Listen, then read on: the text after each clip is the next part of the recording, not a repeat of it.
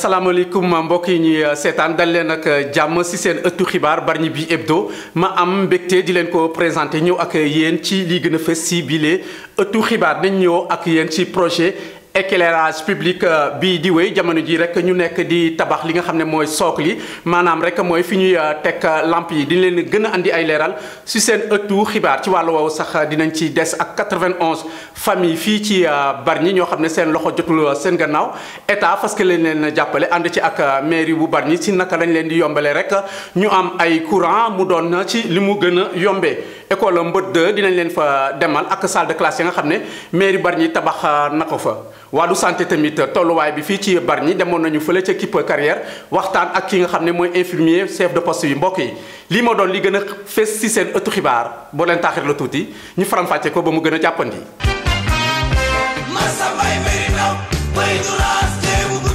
bismillah ci seen ëttu xibaar nañ leen ko junjee woon ca ndorteel ba éclairage public maanaam leeral mbedd yi di Bargny projet bi mu ngi wéy bu baax a baax fi mu ne nii ñu ngi def socle yi maanaam rek fa ñuy teg lamp yi tolluwaayu liggéey boobu suñu reporter Seynabou Sall demoon na fa xoolal leen ko. projet Promoville mu ngay wéy ci lu soxal première phase bi gannaaw ba tali ya noppee trottoir yi mucc ayib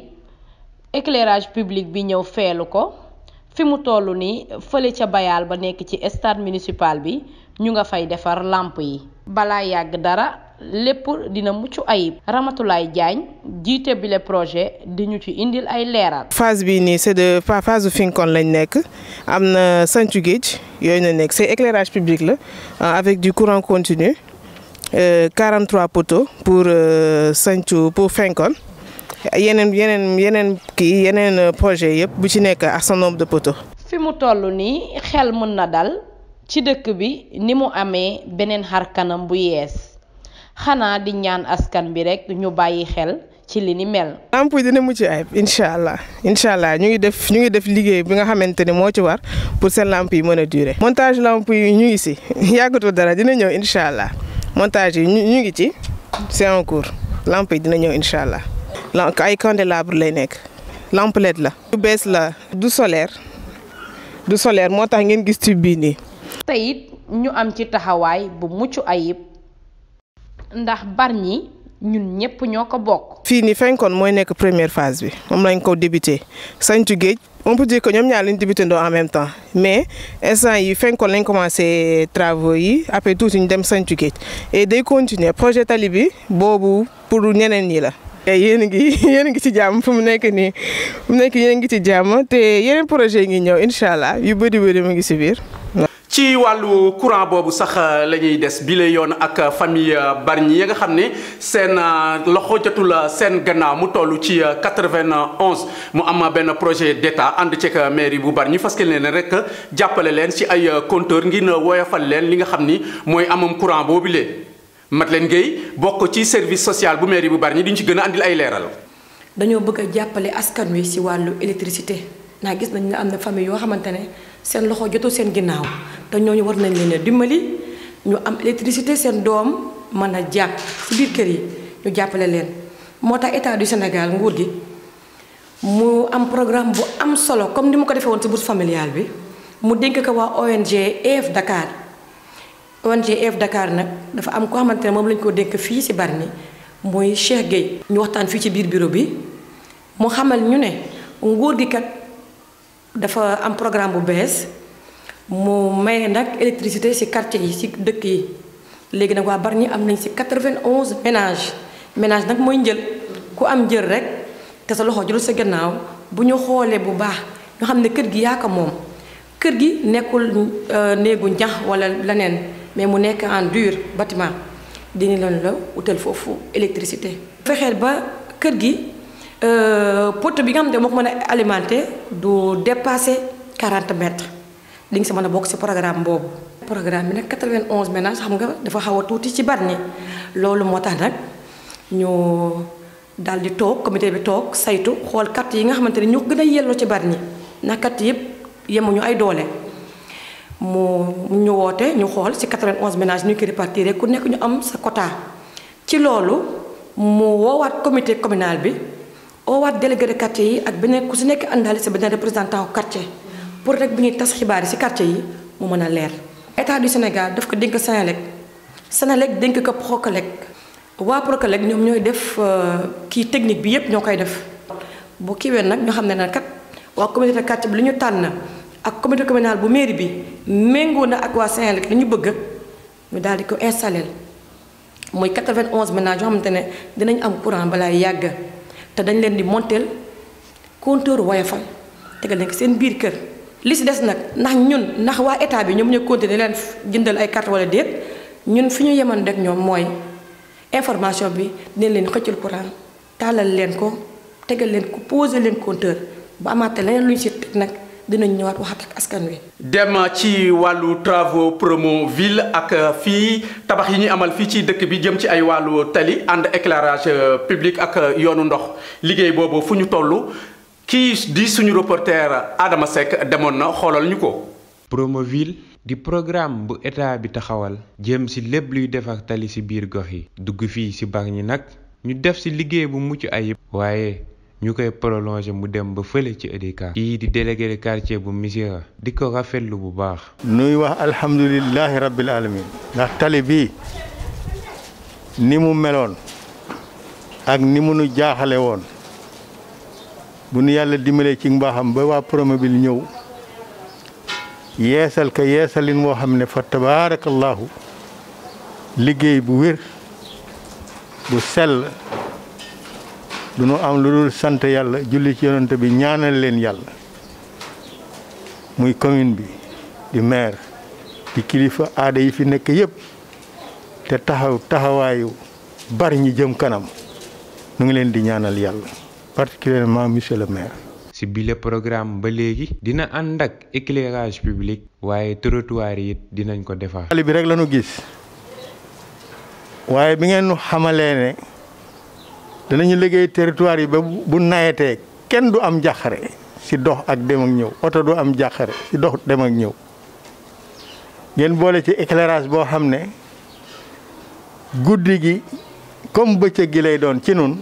loolu koy dañuy delluwaat rek santaat sunu boroom ñaan yàlla mi xam ne dara teewu ko ñi nga xam ne ñoo taxawee loolu di kilifay aada ci commune bi muy maire ak képp koo xam ne yaa ngi yëngatu pour Bargny jëm kanam yal na yàlla fayal nu leen te pay gi yàlla nañu ko bokk sant nañu yàlla bu baax. Mansour Gueye ba léegi di ñaan képp kuy ndaw wala association di yeewoo ci bile gox ñu entretenir projet bi ba du am benn loraange wala benn jafe-jafe. fépp foo xam ne ndox daana fa jaar des na nag waaye am na ay barab yoo xam ne ndox dafa lëjël nit ñi ba kenn mënu fa jaar ASC bi taxaw nañu ànd ak groupement bi nga xamante ne ñooy benn communauté la bu nekk ci biir ASC bi topp kër yi laaj ndimbal boole seen doole fu mbedd di defar nañu ko kon bu nu amee tali boo xam ne doon ko war a defar kuy defar fu dara newul boo amee fu dara ne nga war kaa taxawee pour mu baax defar ko incha allahu taala bu leen xelaat dara foofu danañ ci taxaw ni mu waree. ASC baa ngi taxaw tem commission boobu ma lay wax tam ñu ngi taxaw tem xale mag góor jigéen ñëpp ñu ngi takku taxaw pour defar quartier bi kon bu ñu gisee lu ñu war a defar kenn du leen xelaat. mairie bu Bargny ak bâtiment ba fa ne jamono ji dañ ko toj ngir defaraat ko ñaari weer a ngi nii ñu nekk ca travaux ya fi mu nekk nii daanaka li ci des bëreetul l'homme qu'il faut. coup de marteau tourelle coup de pelle travaux mairie bu Bargny jëm ci réfection bâtiment di continuer gannaaw ñaari weer travaux avancés bu baax Ousseynou Diouf bu service technique di ñu indil ay leeral ci tolluwaay liggéey bi. travaux yi durée bi c'est pour 3 mois waaw pratiquement 1 mois moo ci des pour ñu yeggali li des ci liggéey bi entrepreneur bi li mu waroon def mooy changer karo yi defaraat peinture yi porte yeeg yooyu tamit da ko waroon defaraat fissure yi en même temps tamit dañ koy defaraat daanaka daal mën nañu wax ne instant yi nii lii des mooy yeggali faïence bi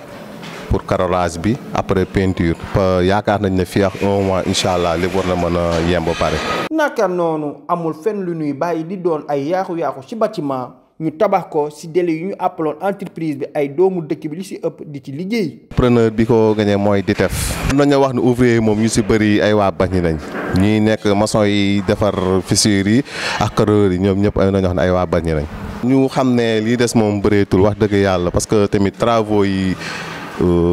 durée bi c'était pour 3 mois. daanaka 1 mois rek moo des parce que bu ñu paree peinture bu ñu paree carrelage bi incha allah dañuy dem enchaîner ak peinture bi te loolu moom du jël temps noonu. délai bi moom incha allah bu dee amul benn gàllankoor ci diggante bi moom fi wax 1 mois lépp mën na yemb quoi mën na pare incha allah. ba tax na carrelage peinture après travaux maçonnerie yi lii di bâtiment mairie bu Bargny nar a changé ab xar kanam fi ay weer lii nar a taaral suñu mairie bi. wàllu éducation ci seen ëttu xibaar fële ca Mbot 2 xaman ngeen ko classe ya fa nekkoon dañoo màgget lool ba ginnaaw gi mairie bi ñëw rek jël décision ne da koy toj ngir defaraat yeneen salle de classe jamono ji mu nekk ni tabax yooyu lee pare na ba xale yi ñu ngi foofu di jàng Lamine Seck Molaz. école Mbot 2 Bargny bu yàggul dara conseil municipal bu commune bu Bargny duppee na ko Serigne Omar Gueye si fàttaliku na mu meloon doyoon na waar si wàllum insécurité ba tax na sax enseignants yi ragaloon nañu xale yooyu le dugg si classe yi. équipe municipale bi dal fa ba pare toj yooyu le classe ba noppi tabaxal leen juróomi salle de classe yu bees loolu yëpp mu ngi dugg si programme de renouveau du bâti scolaire. école Mbot 2 ko xam ni mu meloon xam ne mu ngi newoon si état boo xam ne vraiment baaxul woon sax si élèves yi quoi. ñun ñi fi newoon sax dañu daan tiit toiture bi daanu ci kaw élèves yi bu ñu daan jàngale sax dañu daan am ay problème bon bi ñu demee ba ci année yi passé yàggul daaw bon monsieur le maire ñëw avec son équipe ñu proposé nañu ne vraiment dañu bëgg a démolir classe yi ñun aussi on s'est réunis avec l'équipe pédagogique sous la kii de la directrice ñu d'accord ñu ñëw démolir ñu affaire yi ñun gëmuñu ko woon sax mais bi ñëwee démolir ko nañu bon sous peu de temps dina pare ñun aussi ñu toog jël suñu élèves bon di def alternance ñi di jàng côté bi ñi di jàng côté bi bu ñuy xëyee ñuy gontu ba ñu tabax classe yi ba mu yegg vraiment mu nekk ay salles yoo xam ne defe naa sax am na yenn écoles yoo xam ne amuñu ko dans les villes. donc ñun vraiment ñu ngi koy gërëm di ko sant ci liggéey bu rafet bi mu ñu defal actuellement à Mbot 2 vraiment bu dee problème salle de classe moom bon vraiment am nañ ko moom amatuñ ko. classe yi moom c'est bien fait et c'est bien construit. yilee juróomi classe yu bees ñëw na yokk qualité jàng ak jàngale fële sa école Serigne Omar Gueye ndax élèves yi daanaka commencé nañu ba noppi dugg ci yooyu les classes di fa jàngee corps enseignant bi rafetlu na ko bu baax a baax dolli ci di yóbbante beneen doléance ci kilifa dëkk bi. ci nit du la defal lu baax nga topp ci ginnaam di ko xarab dëgg la. naam monsieur le maire defal nañ lu baax ñu koy rafetlu lool Bargny gépp di ko rafetlu mais li ñu manqué rek mooy classe yi malheureusement bi ñu ko tabaxee ba pare élèves yi bëgg nañ ci dugg nañ ci sax naam mais dañ kolkolal ut ay table banc def ci te vraiment ñun bu ñu sañoon actuellement nii ñu gën ñu ko équipement bi li des lenn la rek ay table banc bu ñu ko amoon daal vraiment dinañ gën a kontaan ci moom ak ay armoire aussi bu ñu ko amoon vraiment dinañ gën a kontaan ci moom. wàllu jàng ak jàngale fii ci Bargny mu ngi am tànku kanam 2021 nag yeneeni école daañu ci gis seen bopp bu baax a baax. santé maanaam wérgu yaram tolluwaayam fii ci Bargny ci jamono yi mbas mi ñu nekk ak yeneen i feebar yi nga xam ne ñoo nekk fii fan la toll suñu reporter Seynabou Sall demoon na fële ca Kipp Carrière sa poste de santé ba am ci ak waxtaan ak ki nga xam ne mooy monsieur Baldé mi jiite foofu reportage. di ñaax vraiment askan di leen gën a ñaaxaat pour vraiment ñu gën a jël seen matuwaay di gën a respecter les mesures barrières parce que pour le moment y a ni vaccin y a ni traitement pour cette Covid là. dañ doon sensibiliser population yi vraiment ñu intégrer sensibilisation yi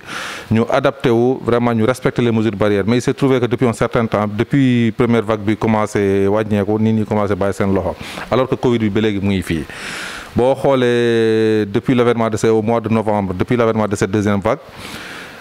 des centaines de cas ngay dégg ce qui veut dire que la situation est devenue grave plus grave que celle de la première vague d'où l'importance que tout le monde que ça soit les acteurs communautaires que ça soit les responsables les porteurs de voix que tout le monde s'y mette parce que ça va de l'intérêt de toute la population de Bargny parce que ñun Bargny la ñu am te bu ñu sañoon dinañu lim cas yëpp mu des Bargny mais bu ñu demee ba cas communautaire amaat Bargny ça devient inquiétant te vraiment c'est tout le monde on doit se remobiliser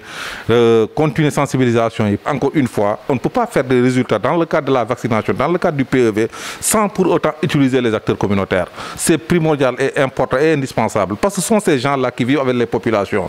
fii ku bëgg a am résultat dans le cadre de la vaccination que ça soit dans la localité ou bien au plan national il faut impérativement utiliser les acteurs communautaires nous heureusement malgré les supputations malgré vraiment